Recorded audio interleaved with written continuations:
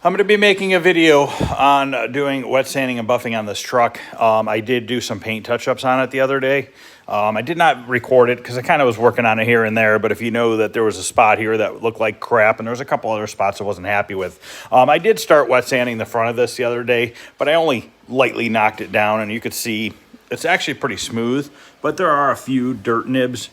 Like here's one, and there's still a little bit of orange peel right there. The truck doesn't really have a lot of orange peel from spraying it, but there is a little bit, you know. I just tried the buffer on it, just trying to see how quickly it would shine up, and it looks like it's going to shine up pretty quick. So basically what I'm going to do with the sides of the truck is I'm going to use my paint sticks. I tape together a couple paint sticks, and then I wrap a piece of sandpaper around it. I'm either going to start with 1,000 or 1,200 and just block sand the doors down only from this body line up.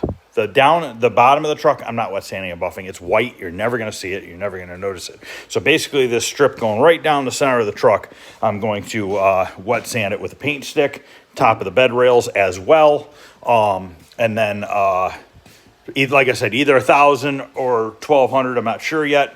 And then I'm going to go with 1,500, and then 2,000, and then probably just 3,000 real quick on the DA sander. I'm not going above 3,000. I do have 5,000 and 8,000 grit. It's a waste on white.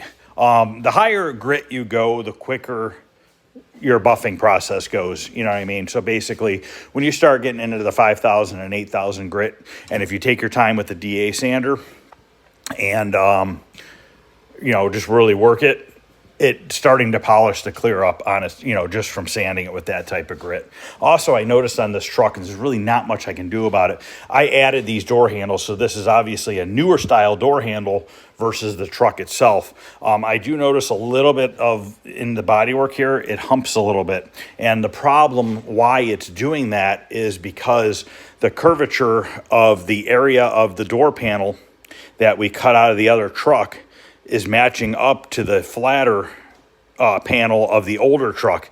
And other than wadding in a freaking, you know, a bunch of Bondo in there, which I don't want to do, it's something you got to kind of live with, which I'm not really super happy about it. It's not horrible. It catches my eye. Will I see it outside? I don't know. I don't think it's too bad, but I like to try to show everything that I do, because, you know, everybody always shows the good and never the bad. And I just noticed it the other day, and I was like, I don't really like that, but we're going to get it buffed out and see what it looks like. So buffing video coming later on. Thanks, guys.